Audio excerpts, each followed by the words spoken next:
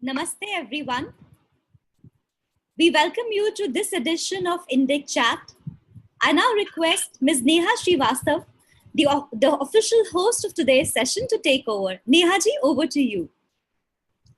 Thank you, Dimple. Hello, everyone. I'm Neha Shrivastava. I'm here to welcome you all to this edition of Indic Chat by Indic Academy. And as you all know, Indic Academy is an organization that brings together Indic intellectuals and provides them with a platform to connect, cooperate, and collaborate with each other by nurturing various networks. My guest today here is Professor Lavanya Vemsani, who is an award-winning scholar and a professor of history specializing in Indian history and religions in the Department of Social Sciences at Shawnee State University. She holds 2 doctorates in the subjects of religious studies from McMaster University, as well as history from University of Hyderabad, respectively. So without any further delay, please say a warm welcome to Dr. Lavanya Vemsani. Hello, Lavanya ji. Thank you for such a lovely introduction, Neha ji. Thank you. Very nice to join you here today. Absolutely, my pleasure. Okay, so without any further ado, let's start with our questions for today.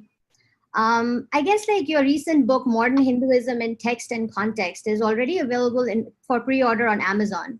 So can you tell us a little bit about the book and what was the motivation behind writing it? Modern Hinduism in Text and Context is a study of Hinduism, but using primary sources as well as practice and understanding it within the context. So the context is always important for understanding a culture, especially. Mm-hmm. So that is what this big book is doing. It's letting the sources speak, letting the practice speak, and true to what the sources have to say about Hinduism. So it's in 2 parts. The first part actually begins with examining textual traditions and traditional practices. So from 12th century onwards. So first chapter on Veerashaivism, but from 12th century onwards, and how it represents pluralism and of course universalism, and while being regional tradition. While also incorporating regional tradition. So other articles in this section also include textual studies.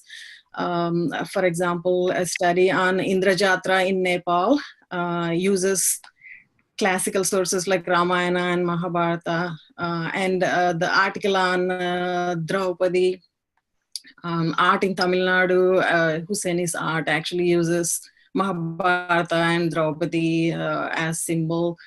And another article in this one actually uses traditional understanding of yoga and art in Aurobindo's yoga tradition.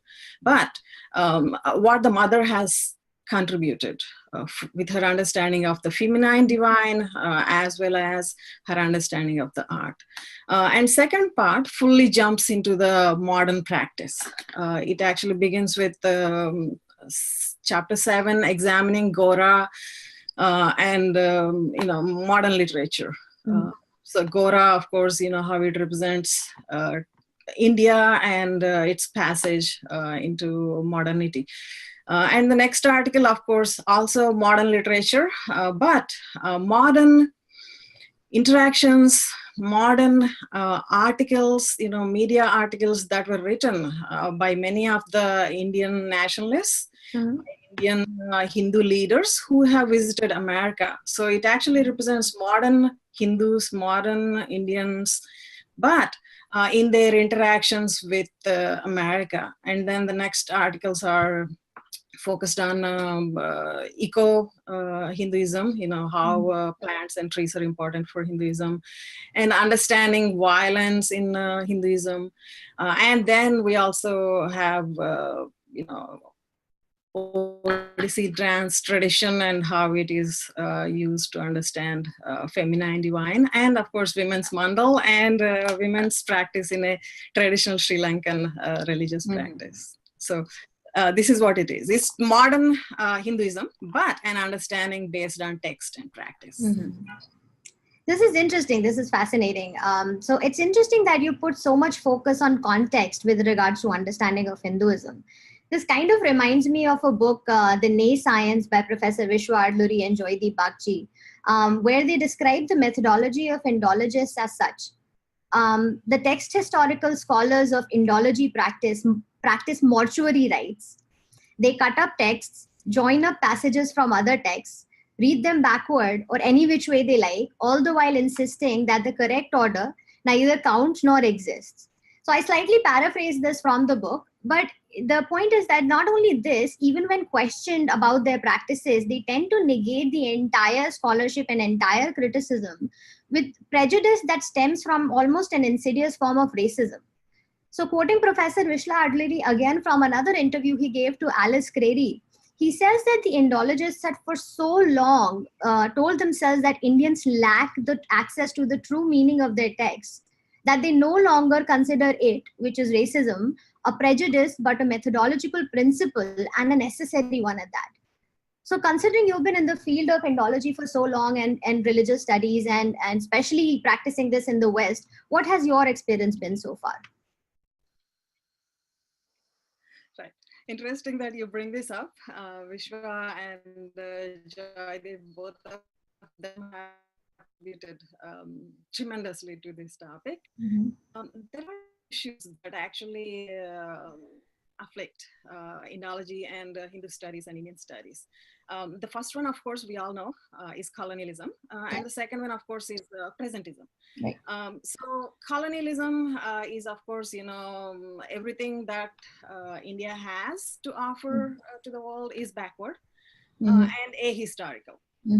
There is no history, no context, and nothing in it.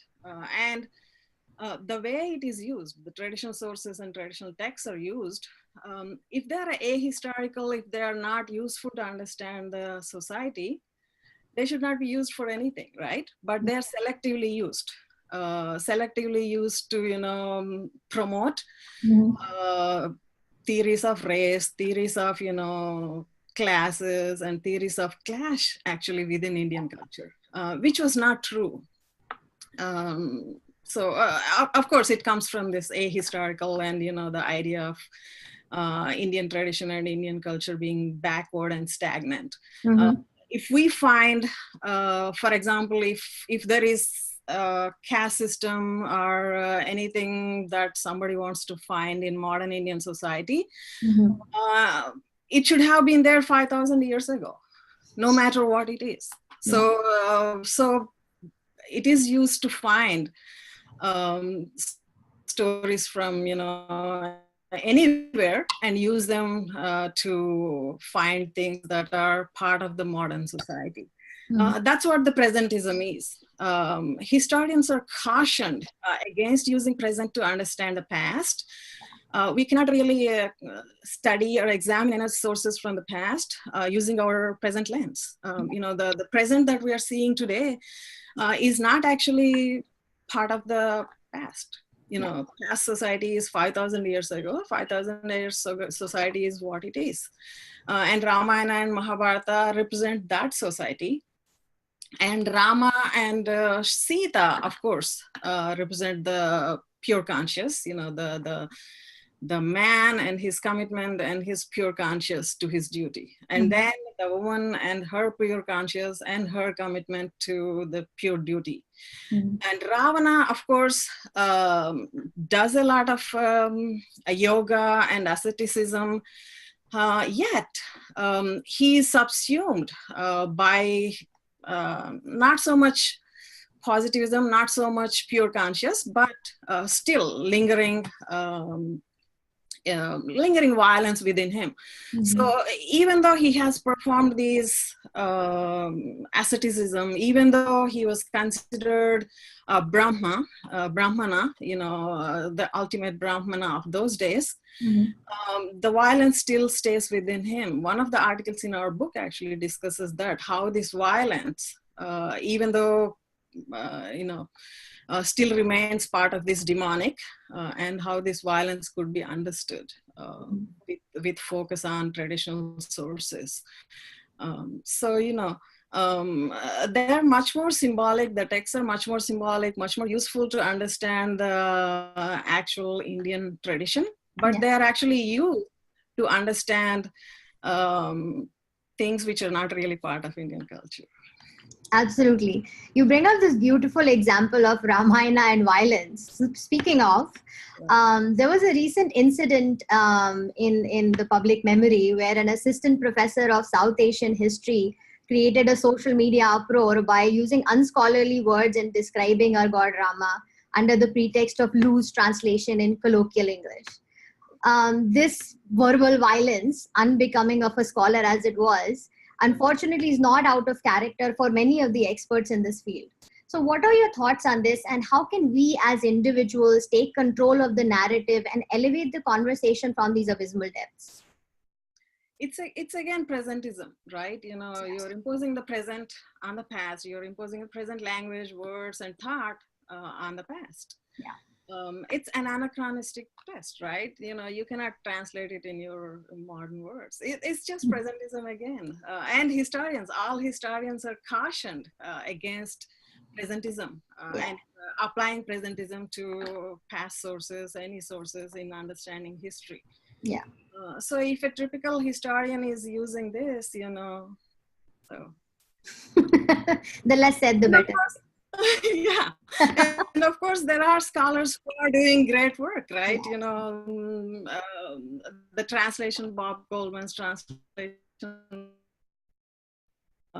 and of course he translated the way text should be translated. So there are experts who are doing good work and who are explaining how this should be understood. And of course there are still some who would not follow the proper rules of scholarship, proper rules of historical understanding. So, yeah, I suppose so. Okay, so I guess could you? I remember reading around the same time, reading your essay on Sita, and it's like very in-depth analysis of nature and its feminine form, and talking about Ramayana from a female perspective. Tell us a little bit about that. Sita, of course, I grew up in a place where Sita and Ramayana is all around. Anyway, you cannot grow up in India and not experience Ramayana. Absolutely. Right? Ramakatha is always around you. So I grew up in this tradition of listening and, watching the theater, and Ramayana Katha is very common. And of course, in the 90s, living in the 90s in Andhra Pradesh was interesting because, you have traditional understandings as well as, the feminist understandings of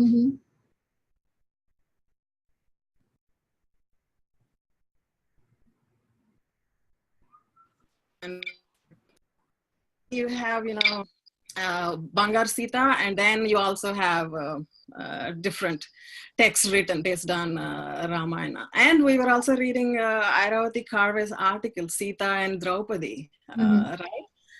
What is absent from many of the understandings, many of the analysis that were present on Sita is actually the absence of agency of Sita.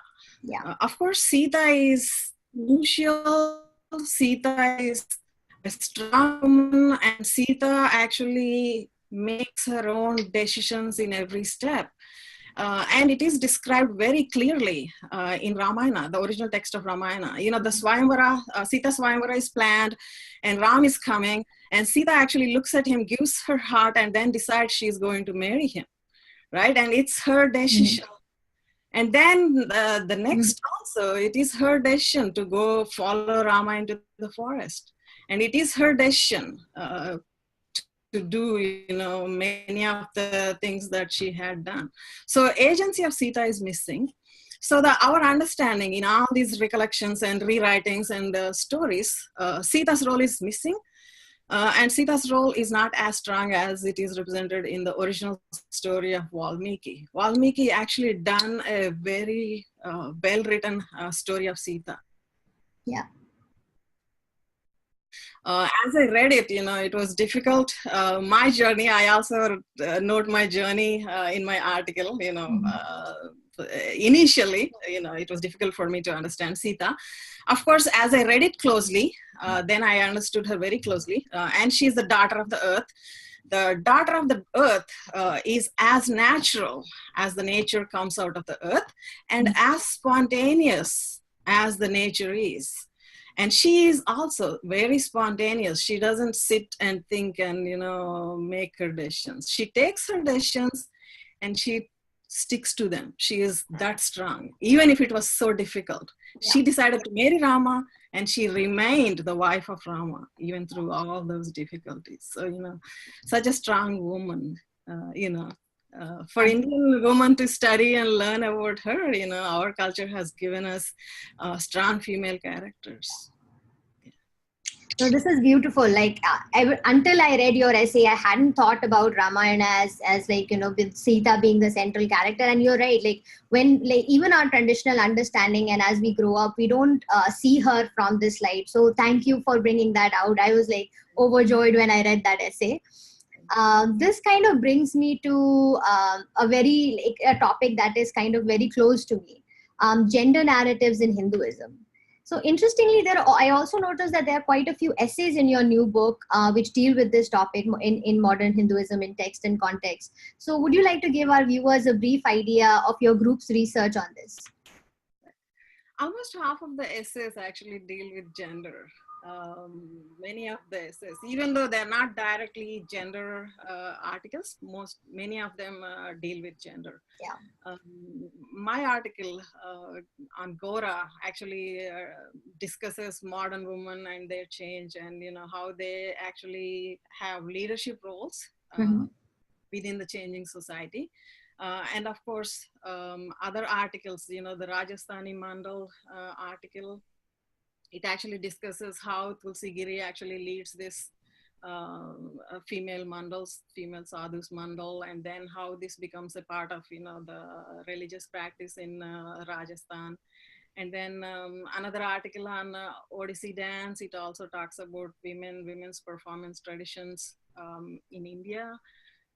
And then, their practice here in North America. And of course, the Sri Lankan, Adi Parashakti movement in Canada, that article actually discusses women's roles, women's leadership roles within the Adi Parashakti movement in Toronto, Canada. And of course, Tamil, the article on Tamil, Husseini's art, of course, uses the symbolism of Draupadi. And Amma, of course, the symbolism of Draupadi is actually part of Jayalalta's persona in southern India. So a number of articles actually discuss women and their role within the Hindu tradition. So how would you say the role in Hindu tradition is different from the regular understanding of, or rather I would say the Western understanding of women's role in Hindu tradition? What would you think is like the fundamental difference? How can we understand this a little better when we look at women from like a Hindu lens? Hinduism actually provides an important and strong role for the women. That's what you find in women's stories, but concerning women. That's what you would find in Ramayana, that's what you would find in Mahabharata, and that's what you would find in a number of other historical stories also. Women were scholars, warriors, and they were in every part of the society and culture.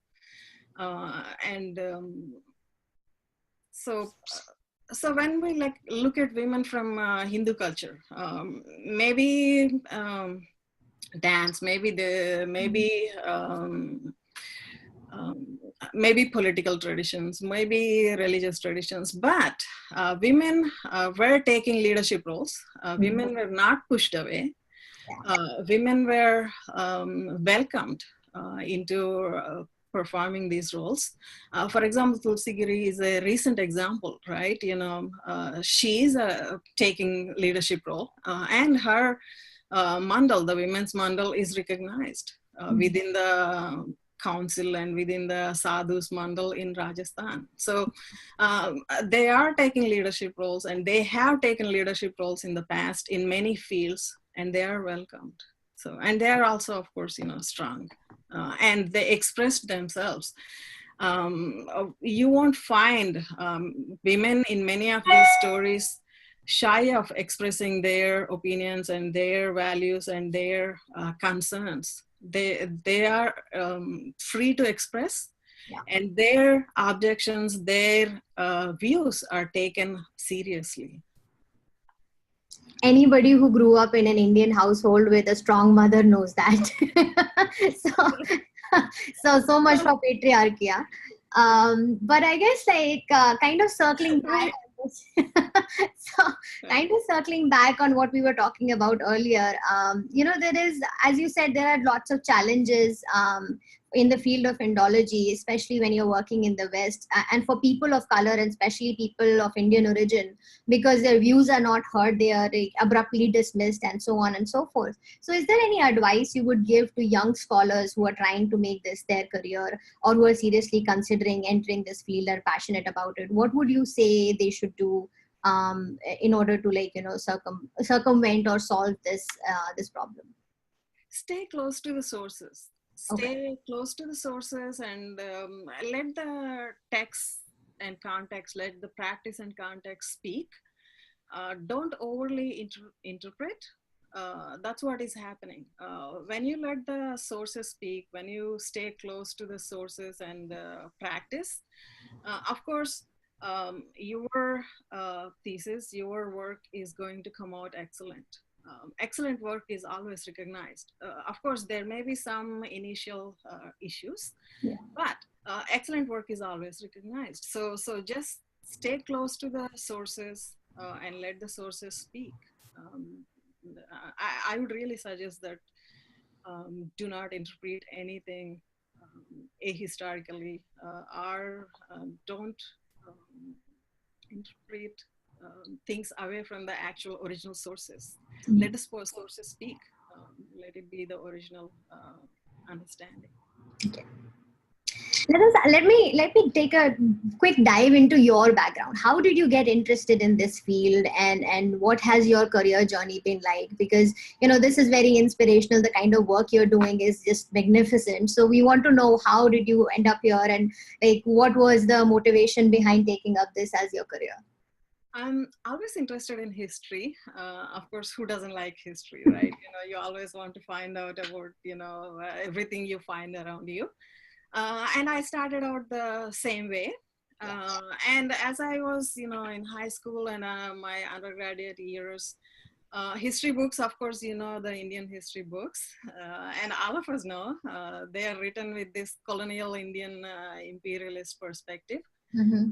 When they began writing, and they haven't changed. The same narrative was kept up.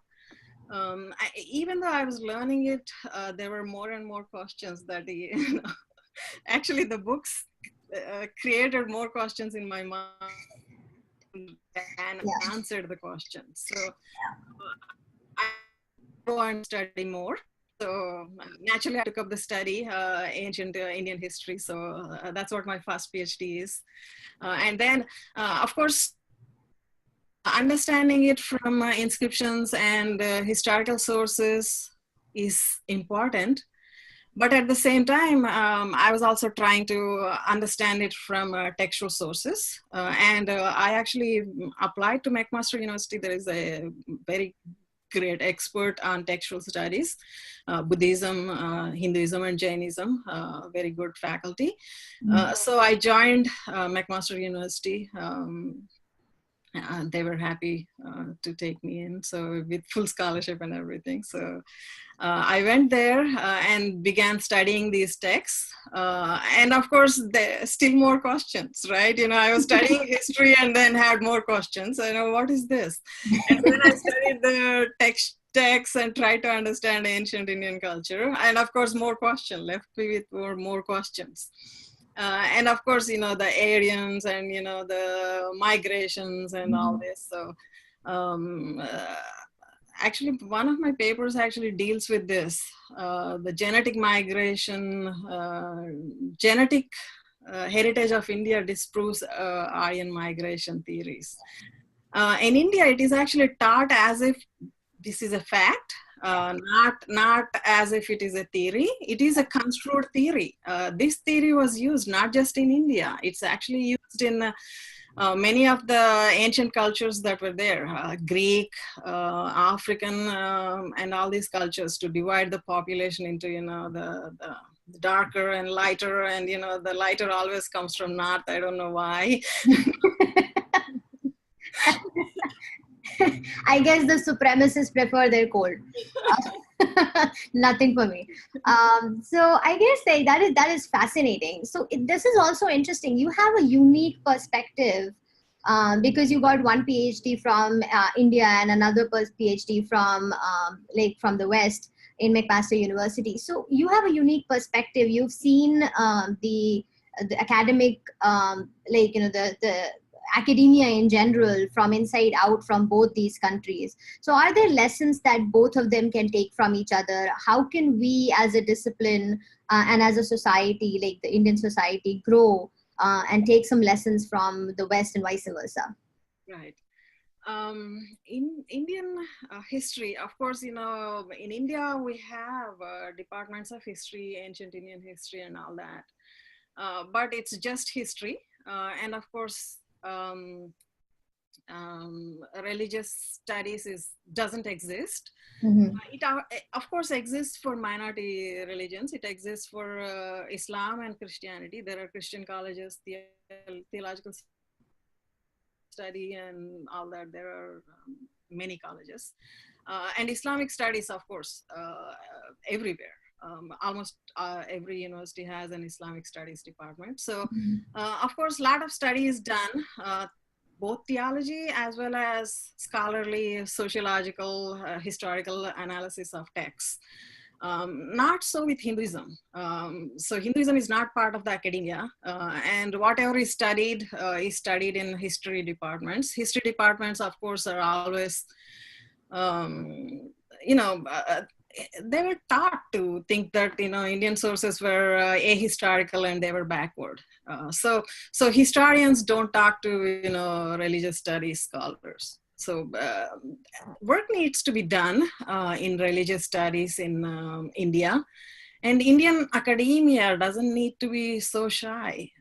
In America, almost all universities have religious studies departments. Almost all of them have, of course, Christianity is one of the major studies, but there are also faculties that study Buddhism, Hinduism, and all traditions, any tradition that exists on this earth. So, of course, we should do the same thing. India should open up to the study of religious studies and theology, Hinduism. This can become part of the academia. And of course, they need the religious studies, languages, and history scholars need to work together, and interdisciplinary studies. These areas would be much helpful for historical understanding of India and cultural understanding of India. This is fascinating, don't you think? Like with the 800 million Hindus almost, we don't even study our own religion from a scholarly perspective. And so we don't really have anybody to blame if the Indologists take up all the space from the West and come up with their Western perspectives. That is fascinating. Thank you so much for bringing this up. So I guess I noticed this one thing that you mentioned. Why do you think this is? Like, are we still suffering? Like you mentioned that we don't have the Hindu studies. Do you think it's, you said, and Hindu scholars shouldn't be shy, or other Indian scholars? This is an interesting word. Do you think the two are sort of connected? Is it possible that we are probably suffering from some sort of, how should I say, still like some sort of colonial hangover is still there, and we are kind of shy in projecting our own greatness, and so we worry that maybe we shouldn't study this at all, and this is not, there is nothing to it, and we go overboard in kind of, you know, denying its existence. Right. Right. Yeah. We see it around everywhere, right? You know, there is always denial. India doesn't have anything to offer. Its religion doesn't have anything to offer. It is there, and it was taught for a long time, right? You know, the colonized mind. So it takes time to come out of it. It was taught as a fact and as a truth, Yeah. right? It was not said as a theory. It was actually said as a fact, and it is drilled into the minds of the people that, you know, the traditional sources are backward, India is backward, and India is stagnant, right? You know, for example, if there are 5,000 castes in the constitution now, they must somehow be there 5,000 years ago, and they should show up in the traditional texts somehow. So of course, you know, Indian academia in India, of course, it's important to have departments that study Indian sources, Indian texts, Indian classics, and of course, language study. Sanskrit actually lags behind. Sanskrit education is actually very nicely done in the West, actually, Germany, India, Canada. Um, Training is perfect. And India, of course, you know, it's difficult to find a place to train in Sanskrit literature and learn Sanskrit. This should become part of the academia, Sanskrit and Pali and classical languages and studying classical texts should become part of education. You know, people become historians. They're studying, you know, ancient sources, right? Inscriptions and numismatics, and everything is written in Sanskrit. And they're not trained in Sanskrit. They don't learn Sanskrit.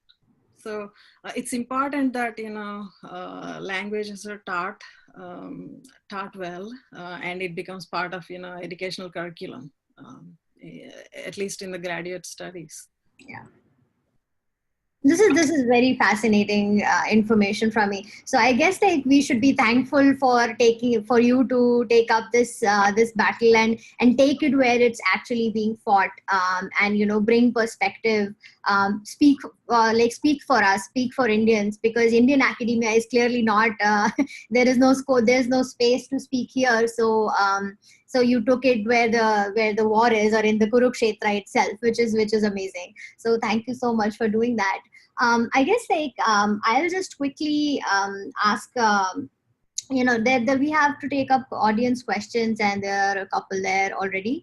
But before we go there, what other works and what do we have look forward, like what can we look forward to coming from you? What other projects are you working on right now, and what can we, you know, subscribe to coming from you? Right. Wow. Yeah. Yeah. Thank you for asking it. I'm working on the final manuscript of India: A New History. Okay. This actually uses the new sources to understand Indian history, and it will be much different from the Indian history that we have always been taught. We have always been, you know, pushed into our heads to colonize our minds. So it is slated for publication next year. So I'm hoping, you know, this will bring out the true perspective. You know, I'm not doing anything great, you know, I'm just doing what is supposed to be done. I'm just using the sources and presenting them as it is. I'm not doing anything special.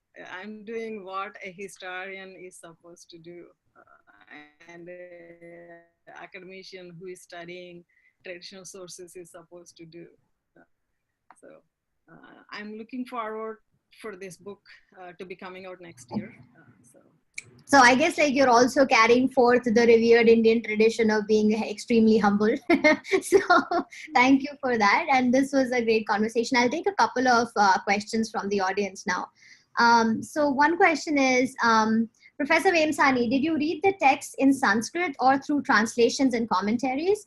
How important is knowledge of Sanskrit to study Indian history? I guess like this was kind of asked before, we already talked about it, but yeah, so like I guess like the more important question about how did you exactly study and what were the sources you studied is important.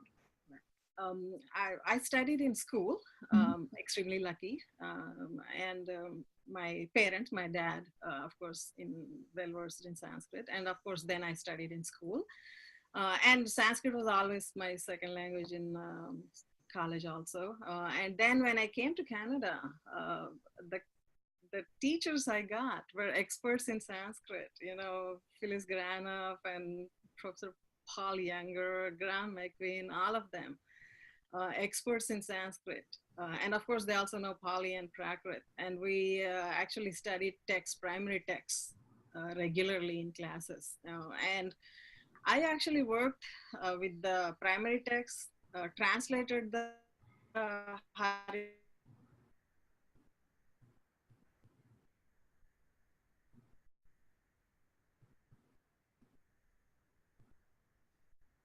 after I studied Sanskrit throughout, and of course used Sanskrit to understand the primary text, I highly suggest that Sanskrit should be part of the training for history students.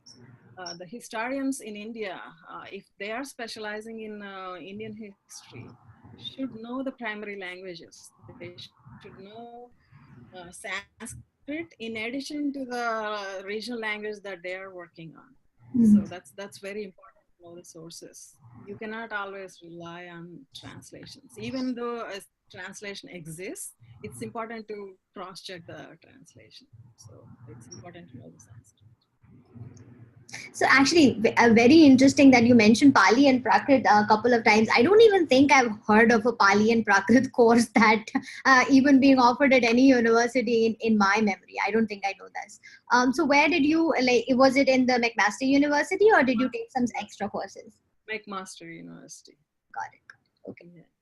Okay, yeah, so there's the Sanskrit, the Jain texts, Chaparna, Mahapurusha, Charyam, and all these are in Prakrit.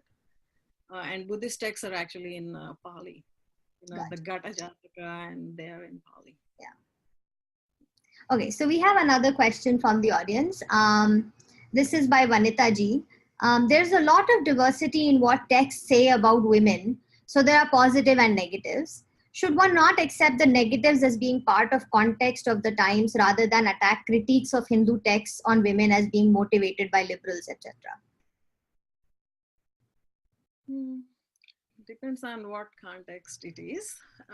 Most of the time, we're not actually finding fault with liberals for interpreting. We're actually asking them to interpret them true to the text, stay true to the text. The Sita issue is because of, presentism being imposed on Sita, not because it was feminist interpretation.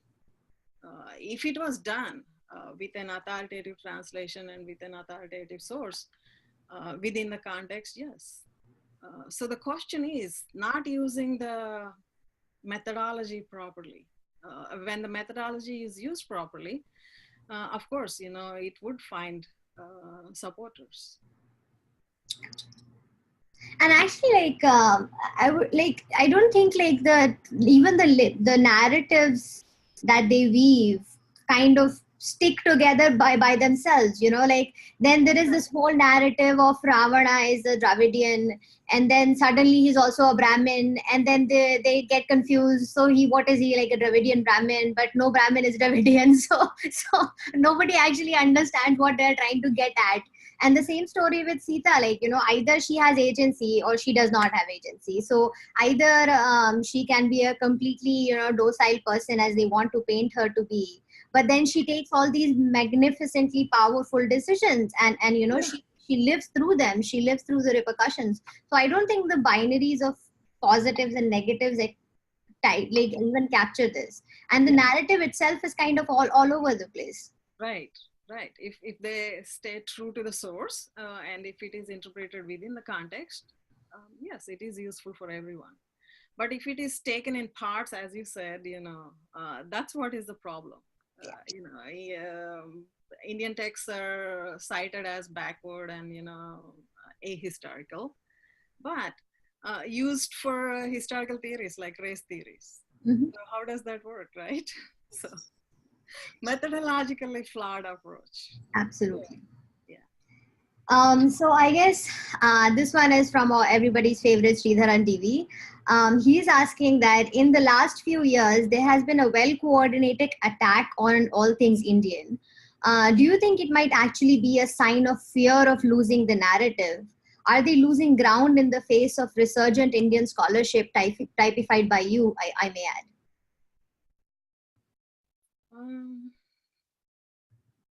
It's always there. The Western narrative was always there, was always very strong. It's only that Indian voices were not heard. Indian voices were not there sometime. Indian voices were muffled later on. And then now, of course, we can hear them. That's the only thing. I would see kind of a transitional change rather than the attacks becoming vehement now. They were there always. That's what Vishwa's study is, right? He shows in his book right from the beginning what Mm-hmm. colonialist understanding was, and it was also tracked in colonizing the mind. So how traditional sources of a culture are used to actually colonize the mind. So it's easier to colonize the people once you colonize their mind.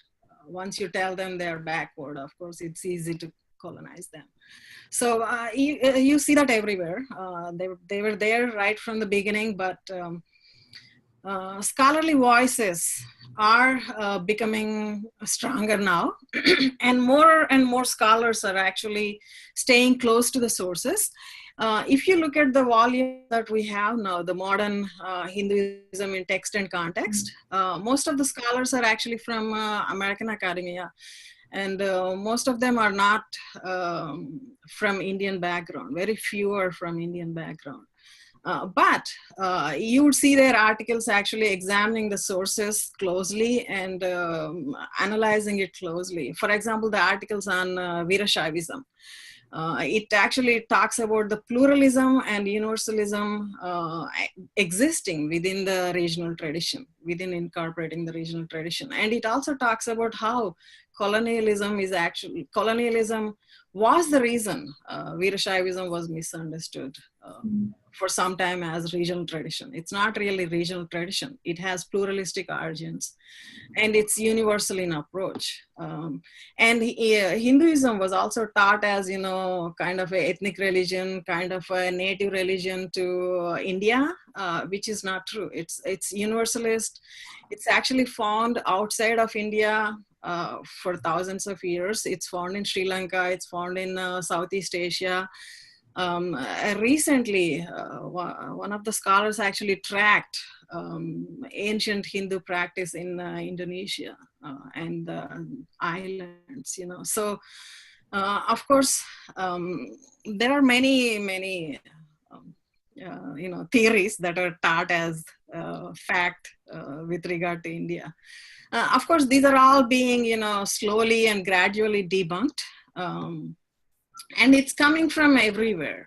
American academia, not everyone is trying to attack Hindu sources.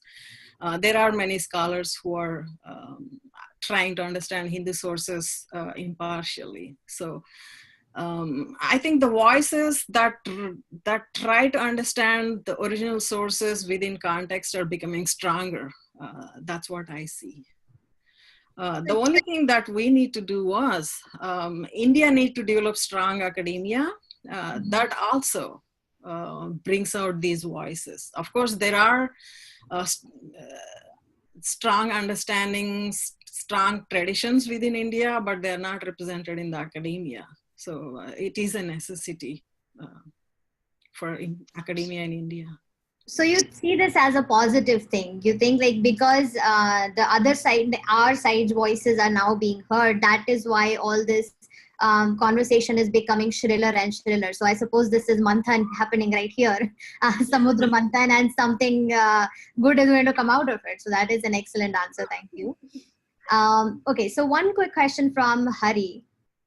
It says there isn't much genetic diversity in the country, but what are your views about linguistic diversity, Indo-European and Dravidian languages? Um, the Thank you for the question, Harigaru. The Indo-European and Dravidian languages, the Indian language, almost all the languages have same stock. And of course, genetic heritage, 60% of Indians, all of us track our genetic heritage to one maternal and one male genetic line. So, of course, there isn't much genetic diversity. But language, of course, is a learned phenomena. It's a learned language, right?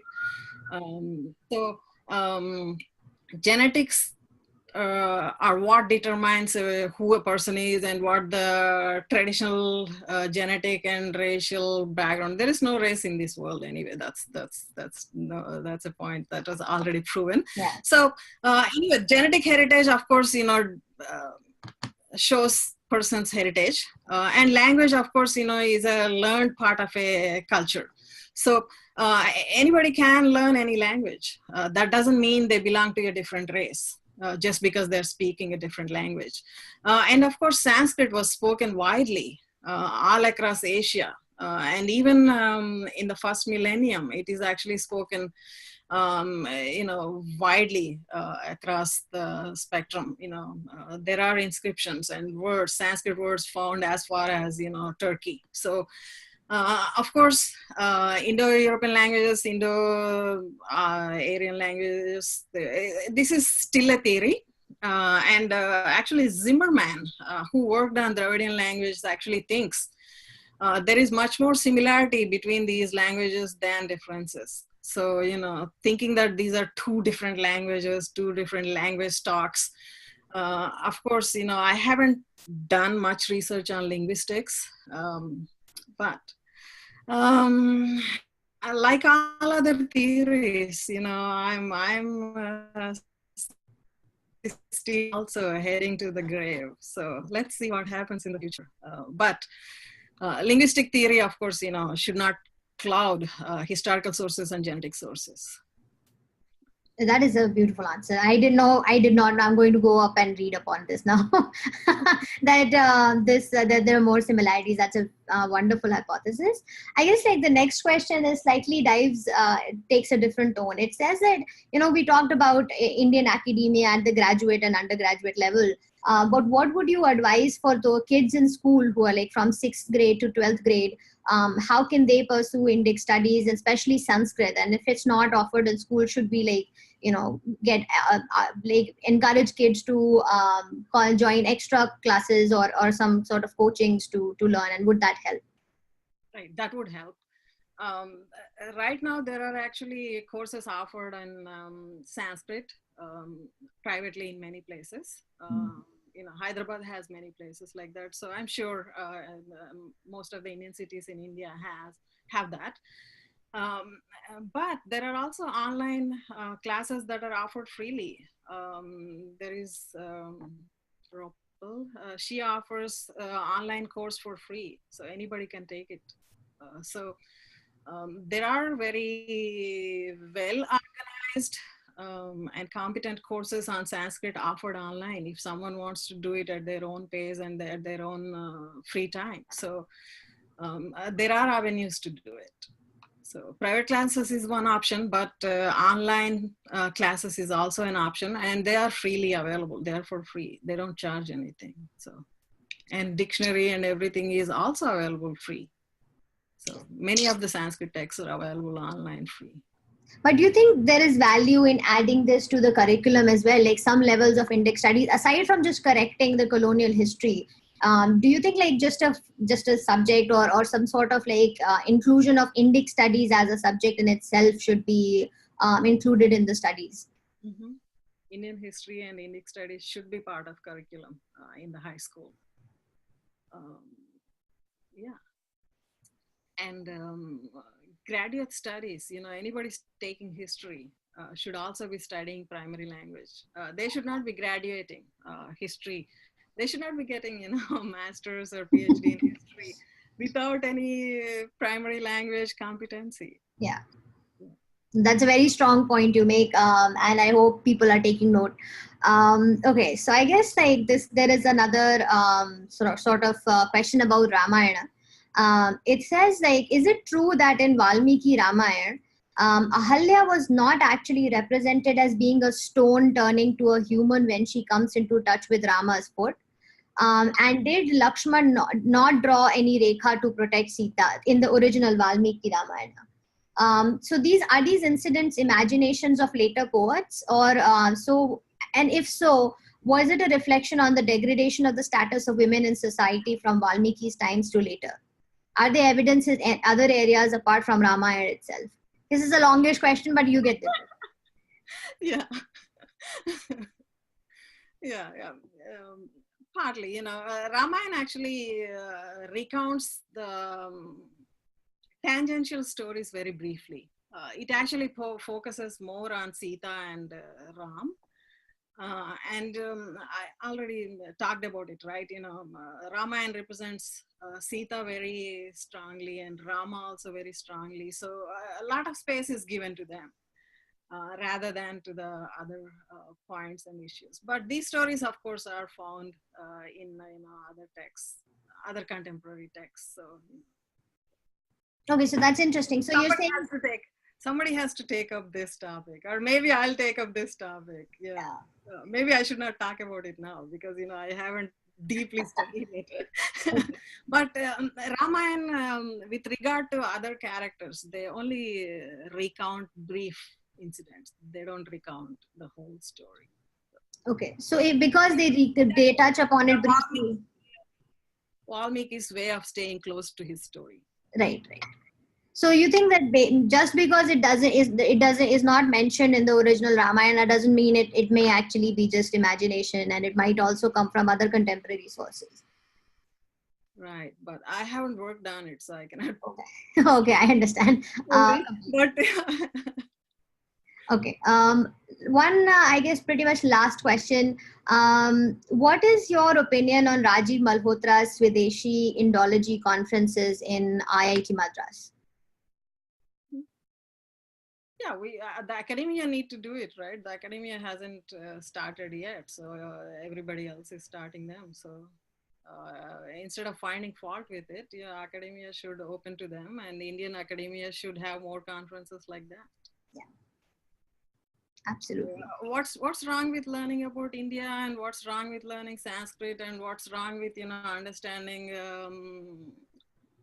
one's heritage? If somebody is living and growing up in India, it's helpful to learn about the background, learn about the origin of Indian culture and what Indian culture is, Indian language is, right? What's wrong with that?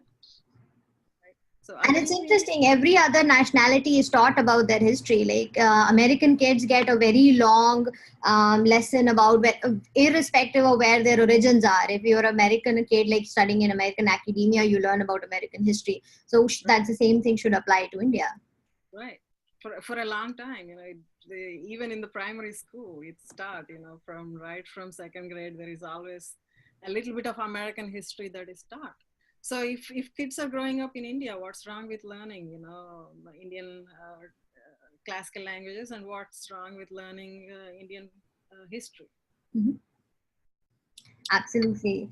I guess I'll sorry, were you saying something? And what's wrong with having it in Indian academia?